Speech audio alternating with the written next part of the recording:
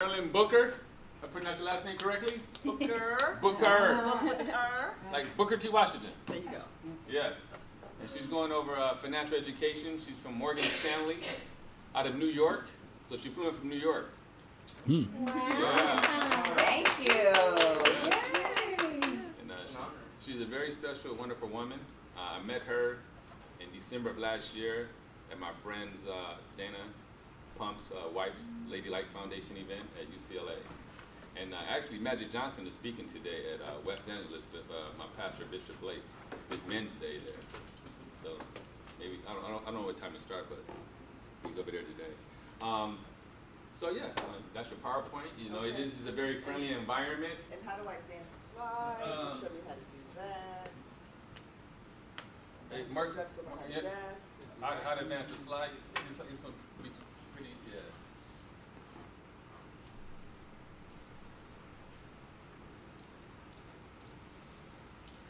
So I can get started with that. Good morning. Good Good morning. afternoon. Still good morning. Good morning. I am really happy to be here today. As Barry said, we met at Ladylike Foundation last December because one of the things that I do with Morgan Stanley is that I travel across the country and I teach financial education. I run a group called the Urban Markets Group based out of New York, and our primary focus is to go into the inner city urban community and help people understand the basics around money management, because for some reason it's not necessarily taught in the schools. Sometimes it's not talked about around the dinner table at home, and you have people who come into money, come into wealth, and they just don't understand the basics around how to manage the money. I see a lot in the community around people who may decide to, who may be an athlete, who may be an entertainer, and they come into a lot of money. And what happens 6 months, 9 months, 12 months down the road? They're broke. They're broke because they didn't understand how to manage their money, and even more importantly, they didn't understand the questions to ask of the people who were doing it. So our objective is just to educate so that at least people understand how to ask the questions and what they should know about what's going on with their money. And that's why we do what we do. I work a lot with kids, and as a matter of fact, I thought there would be a few more kids, so I have the children's presentation up today. But we can talk about a variety of different things. I love for these to be interactive, so stop and ask questions. My colleague Ricky's here, so if I don't know the answer to something, I will tell you, and I'll say, Ricky, what's the answer? But I love doing these types of programs. Like I say, we work with kids from like 4th, 5th grade all the way up to adults. We work a lot with college students because when college students go off and they get these applications in the mail, sign up here, just understand the implications of that and how that can have such a long-term impact on their credit and credit scores, and that can really set you on either a positive or a negative path relative to your finances. So that's what I do. So with that being said, I'm gonna get started with the first slide, because the other thing I want to add, we're cutting off fluid, but that's okay, is that when we're in the community, one of the things that I hear a lot is, I don't have a lot of money, I don't understand why you're talking to me. And what I always say is, it doesn't matter what you make, it's about what you keep and what you do with what you make. And if you made $3 million and you spend $3,001, what are you? You're broke. You're broke. So it doesn't matter. The principles are the same regardless of the amount of money. And it's about understanding patterns of behavior and the right things to do relative to managing your funds. All right. So this first. So when I work with kids, and I'm gonna jigger it up a little bit because we have a nice mixture here.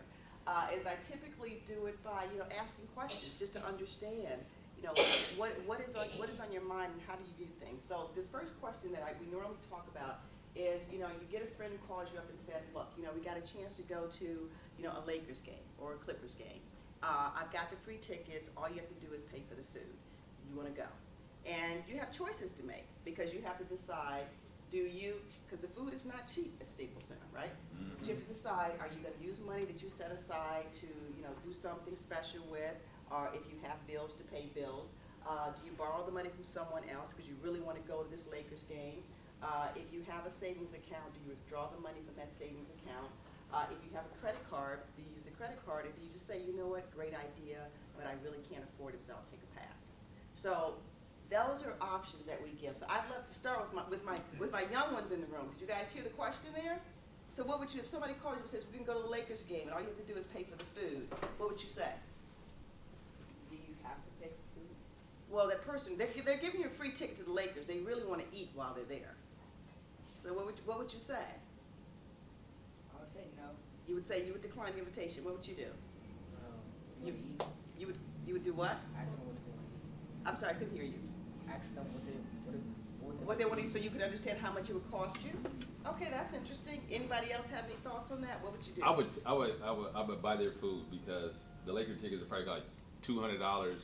So me spending $40 on food is a good value. Okay, got it. All right, so the point here is that there is no wrong answer. It's about the choices that you make. So let's start with the first one. You use money you've set aside to pay bills. So if you decide to do that, then you've got to figure out, how do I find other money to replace that to pay the bills? Because there's something we call wants versus needs. You guys ever heard that before? Yes. Wants versus needs? You got to decide what it is. I mean, what are the needs in life? Give me some needs. Housing. Housing, what else? Food. What else? Your utilities. Utilities. You know, car and. Exactly. What else? Those are needs. Wants are going to the game. Right. Shoes, Shoes. nails. Coffee. Dressing. What is that? Coffee or Starbucks. Coffee. Starbucks coffee. You can get it at Dunkin' Donuts just as good. I'm not a coffee drinker, but I hear it's just as good at Dunkin' Donuts. Right. Those are the wants. And you have to decide, okay, I have set bills. I have things I have to pay. What are my wants and what are my needs? Yes. And the way to start that, does anybody in the room have a budget? You guys have, that's great. So tell me about your budgets. Tell me about your budget. If I'm not paying rent, I put at least 60% of my paycheck Yeah. on the savings account. We need to change seats. I need to see.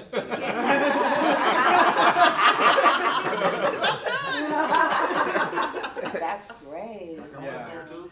Yeah, 60%. Oh yeah, we all want to go live there. You're going right there. Yes. What about you? I pay all my bills the moment I get paid, Mhm. and the rest of it, what's left over is what I eat and do my medical supply. Exactly. And do you have any that you put aside to save? No, I don't have any Okay. extra. Okay, got it. So that's what we call discretionary income, and I want to talk about that for a second.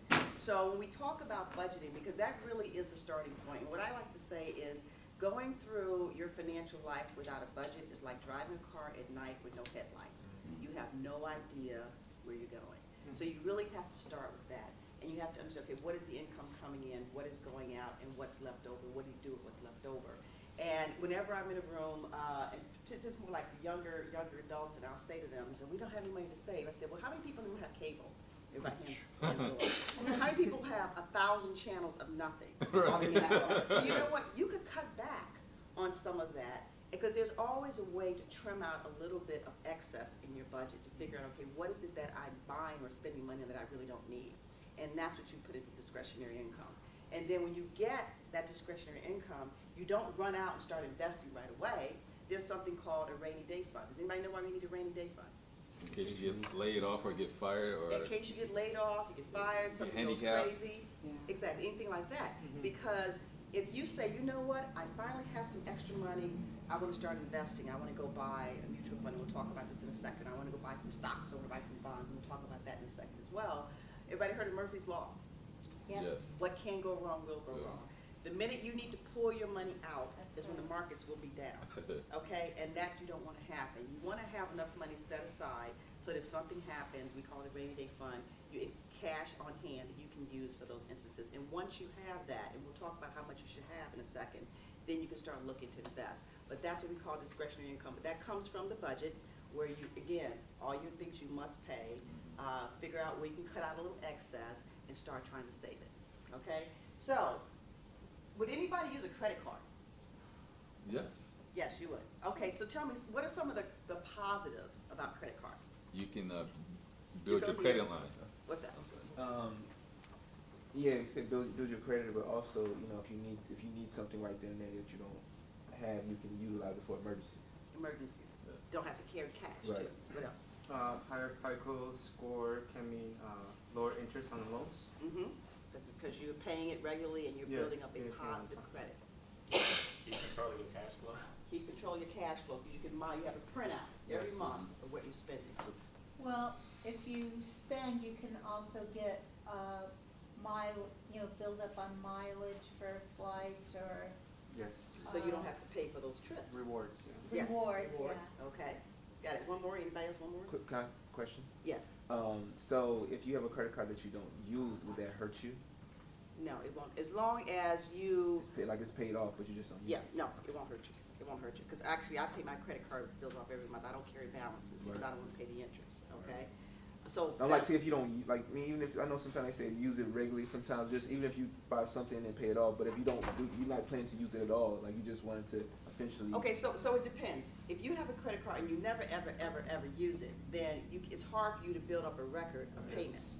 Well, you may, like I say, Yeah. it's So like if you buy your Starbucks, your Dunkin' Donuts, and you put it on the credit card, you pay it off, you're building a record of paying your bills on time. But I'm just saying, like, you have other credit cards, but Yeah. that one you just decided, you, like, you Oh, no, use it won't before- hurt you, don't okay, use that one. yeah, No, okay. it will not hurt you Okay. if you do not use that credit card, all right? So, I was gonna say another positive is you could increase your spending power. Because the more you use your credit and you pay it off, your Mhm. your credit line increases, so you'll be able to afford more things as time goes on. right, so if you could afford more things on the credit card, what does that mean you have to do though? You have to make more money to pay Right. it off, Yeah. right? You So, always have which to leads me pay. to one of the biggest negatives of credit cards, which is what? Not being able to pay it. That Well, that impulse Yeah. buying. Oh, yeah. Okay, because you go in the store and you pass by, we talk about those shoes, you steal those shoes, Yeah. you use that dress, that bag, that suit, those, Yeezys, Yeah. you see all that stuff, you're like, damn, I want those. And you put them on the credit card, so it encourages impulse buying. I did a program about a year ago with a group of high school students, and one of the young ladies raised her hand and she said, I don't like credit cards. I said, why not? She says, because it's imaginary money. I said, what does that mean? She says, well, because it makes you spend money you really don't have. And I said, well, that's an interesting way to look at it. So you have to be careful. I mean, there are lots of positives about credit, but you have to be careful because it can encourage you to buy things. Or if they're increasing your credit line, it can encourage you to spend more. And then you get the statements and they say, pay $20 and your bill's $500. That thing called interest. Yes. That's a problem. Yeah. Okay, because you can buy something for $50 and